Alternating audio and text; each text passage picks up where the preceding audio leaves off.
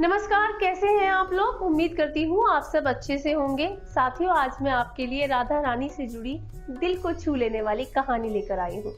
साथियों, क्या आप जानते हैं कि भगवान कृष्ण ने राधा से विवाह क्यों नहीं किया? जो राधा रानी श्री कृष्ण से इतना प्यार करती थी, आखिर उनकी मृत्यु कैसे और किन हालातों में हुई, और वो कौन सी घटना थी जिसके बाद भगवान कृष्ण ने अपने पूरे जीवन काल में कभी बांसुरी नहीं बजाई?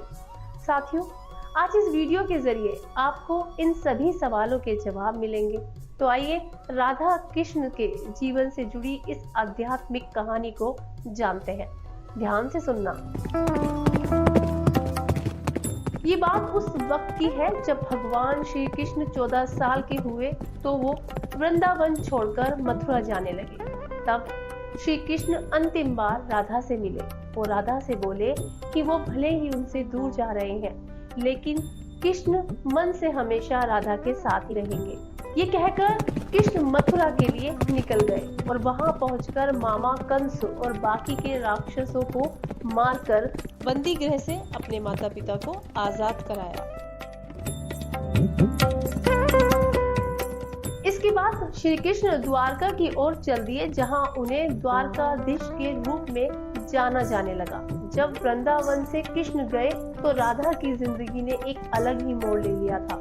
राधा की शादी एक यादव से करा दी गई। शादी के बाद अपना पारिवारिक जीवन, सारी रस्में, रीति रिवाज पूरा कर राधा अपने व्रत जीवन काल में सभी बंधनों से मुक्ति कर चुकी थी। लेकिन कृष्ण के लिए उनका मन तब भी समर्पित था। वो पूरे दिल से कृष्ण का भाव अपने मन में रखती थी। आखिरकार राधा अपने सारे कर्तव्यों से मुक्त होकर अपने प्रियतम कृष्ण से मिलने द्वारका पहुंची। कहना की नगरी द्वारिका में राधा को कोई नहीं जानता था। द्वारका पहुंचकर राधा को पता चला कि कृष्ण का विवाह रुक्मिणी और सत्यभामा से हो चुका है, लेकिन वो बिल्कुल भी निराश नहीं हुई। महल में कृष्ण ने राधा को देखा तो वे बहुत खुश हुए और दोनों एक दूसरे से संकेतों के जरिए काफी देर तक बात करते रहे। राधा ने कृष्ण से देविका के रूप में महल में रहने की इजाजत मांगी। राधा के बहुत अनुरोध पर कृष्ण ने उनकी बात मान ली। राधा महल में रहकर दिन भर सारे काम करती। राधा को जब भी मौका मिलता वो कृष्ण के दर्शन करती। समय बीतता रहा, लेकिन फिर एक दौर ऐसा भी आया जब राधा को ये लगने लगा कि अब श्री कृष्ण के साथ उनका आध्यात्मिक जुड़ाव पहले जैसा नहीं रहा। इसलिए उन्होंने महल से दूर जाने का फैसला ले लिया ताकि वो श्री कृष्ण के साथ पहले जैसा आत्मीय संबंध दोबारा स्थापित कर पाए। राधा बिना कृष्ण को बताए महल छोड़कर जंगल की ओर निकल पड़ी। लेकिन भगवान श्री कृष्ण राधा के मन में चल रही हलचल के बारे में सब जानते थे। राधा चलते चलते एक आश्रम के बाहर आ पहुंची, जहां उन्होंने अपने शेष जीवन बिताया। जैसे जैसे समय बीतता गया, राधा अकेली और कमजोर हो गई। जिंदगी के आखिरी मोड़ पर राधा को भगवान श्री कृष्ण की जरूरत महसूस हुई और राधा ने गंभीर स्वर में कृष्ण को पुकारा, हे कृष्ण, हे कृष्ण। श्री कृष्ण राधा के अंतिम समय को पहचान चुके थे। वह राधा से मिलने पहुंचे और अंतिम समय तक राधा के साथ रहे। श्री कृष्ण ने राधा से कहा, राधे, मैं चाहता हूँ कि तुम आज कुछ मुझसे मांगो, अपनी कोई इच्छा जिसे तुम पूरा करना चाहती हो। आपने मेरे जीवन की हर इच्छा पूरी की है, मुझे और कुछ नहीं चाहिए।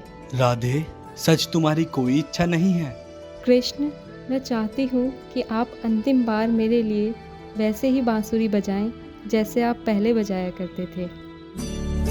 श्री कृष्ण ने बांसुरी उठाई और मुरली की सुरीली धुन बजाने लगे।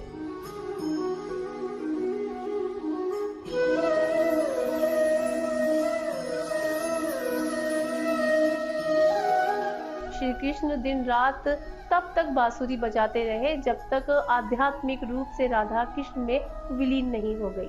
राधा ने बांसुरी की धुन सुनते सुनते अपना शरीर त्याग दिया। श्री कृष्ण राधा की मृत्यु के बारे में जानते थे, लेकिन फिर भी वो इस घटना को बर्दाश्त नहीं कर पाए और उन्होंने अपने प्रेम की निशानी बांसुरी को तोड़कर वहीं झाड़ियों में फेंक दिया। इस घटना के बाद से श्री कृष्ण ने जीवन भर कोई भी वादक यंत्र या बांसुरी नहीं बजाई। कहा जाता है कि नारायण ने जब श्री कृष्ण के रूप में द्वापर युग में जन्म लिया था, उस युग में राधा रानी के रूप में माँ लक्ष्मी ने जन्म लिया था ताकि उनके साथ वो मृत्यु लोक में रहे।